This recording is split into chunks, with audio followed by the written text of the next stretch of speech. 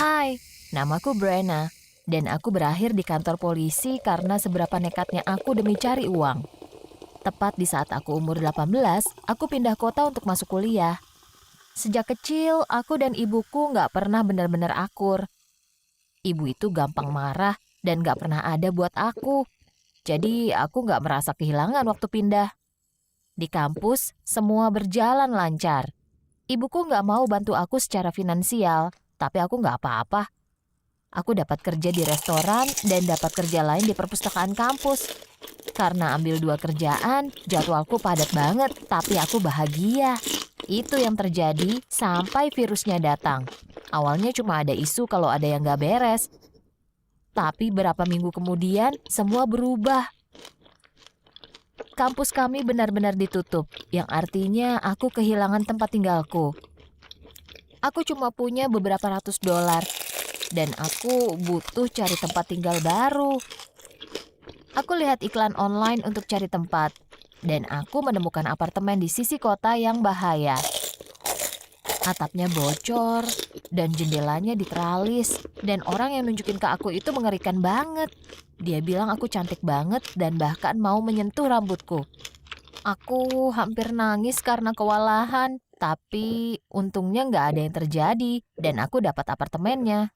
Aku nggak punya kasur, jadi aku terpaksa tidur di lantai pakai selimut. Tapi aku terus kepikiran kalau aku kehilangan salah satu kerjaanku dan bakal susah untuk aku cari uang buat bayar sewa. Besoknya, aku baru sadar kalau ini bakal berat banget. Restoran tempat kerjaku telepon dan bilang kalau mereka disuruh tutup. Jadi aku juga kehilangan pekerjaanku yang itu.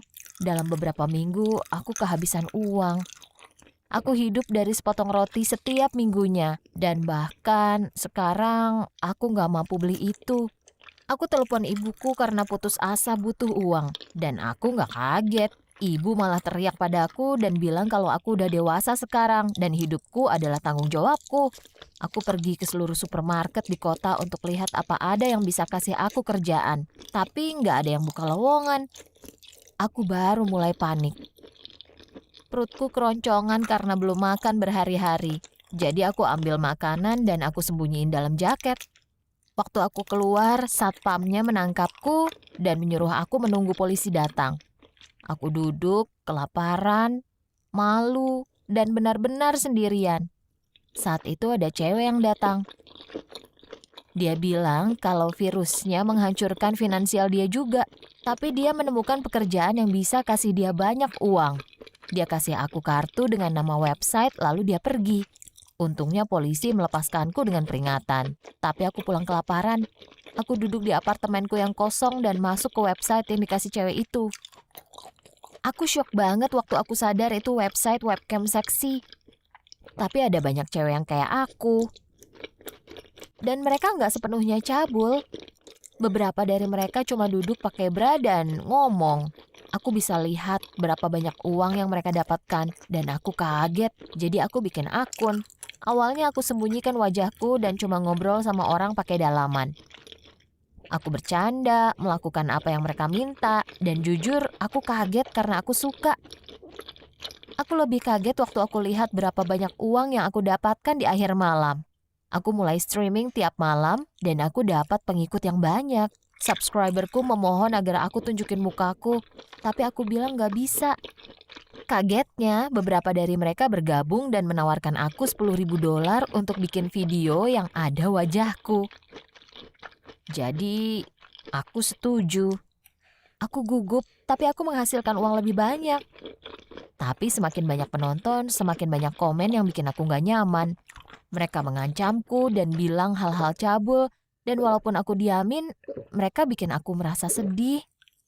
Kagetnya, model terkenal lainnya menghubungiku dan berusaha mendukungku. Kami mengeluh semalaman tentang pelanggan kami, dan aku merasa punya komunitas untuk pertama kali setelah sekian lama. Dalam 2 bulan, aku bisa sewa apartemen bagus di sisi kota yang lebih aman. Sejujurnya semuanya luar biasa. Tapi itu nggak lama. Suatu hari aku bangun dan aku lihat sosmedku dibanjiri komen orang-orang dari kota asalku. Mereka memanggilku segala jenis panggilan. Orang-orang kirim screenshot aku setengah telanjang. Beberapa orang bahkan gambar hal menjijikan di fotoku. Lalu aku lihat kalau semua keluargaku nge-unfriend aku. Duniaku seakan runtuh. Aku coba telepon ibuku, tapi kagetnya aku langsung diarahin ke voicemail. Ini bakal jadi akhir dari hubungan kami, aku yakin. Sepanjang hari, aku duduk di kasur dan menangis. Salah satu model lain menghubungiku, dan waktu aku cerita apa yang terjadi, dia ngomong sama aku berjam-jam untuk nenangin aku. Lalu aku lihat post publik yang ibuku buat. Ibu membuangku di depan semua orang, bilang ke keluargaku kalau aku malas dan butuh bantuan profesional. Ibu tulis hal buruk kayak berharap kalau aku nggak pernah lahir, dan aku bikin malu nama keluarga. Hatiku sakit. Lalu aku dengar ketukan yang keras dan mengerikan di pintu. Sesaat aku takut salah satu pengikutku menemukanku. Tapi waktu pintunya terbuka, para polisi masuk. Mereka memborgol aku dan membawaku keluar dari apartemen. Aku mulai teriak dan menangis. Aku nggak tahu apa yang terjadi. Mereka bahkan nggak bilang aku dituduh melakukan apa. Sepanjang perjalanan ke kantor polisi, mereka menatapku dengan jijik saat aku nangis. Waktu kami sampai, mereka bilang mereka menangkapku karena prostitusi. Mereka dapat telepon dari ibuku. Aku tercengang. Ibuku melaporkanku ke polisi untuk sesuatu yang bahkan gak aku lakuin. Aku jelasin ke polisi yang sebenarnya, bahkan aku tunjukkan profilku. Mereka kesal dan langsung mengusirku keluar dari kantor polisi. Salah satu dari mereka bahkan menyuruhku untuk cari kerja yang benar. Aku jalan pulang sambil nangis. Aku ditangkap polisi, kehilangan keluargaku, dan kehilangan respek semua orang di kota asalku dalam sehari. Aku nggak tahu harus apa lagi, jadi aku nyalakan webcamku dan aku mulai ngobrol sama followersku. Aku cerita ke mereka apa yang terjadi dan ternyata semua orang baik banget. Malam itu aku mikirin semua yang ibuku lakukan padaku. Sepanjang hidupku, ibu adalah orang yang narsis yang menolakku waktu aku butuh dia.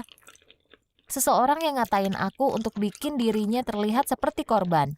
Saat lagi mikir, ada ketukan lagi di pintuku. Aku buka dan aku lihat Ophelia, model webcam yang membantuku. Kami duduk dan ngobrol berjam-jam. Dan dia menyuruhku untuk ikut terapi. Dia bahkan membantuku mencari dokter lokal di daerah situ. Aku tetap streaming selama setahun. Aku tahu aku nggak mau ini jadi kerja jangka panjang.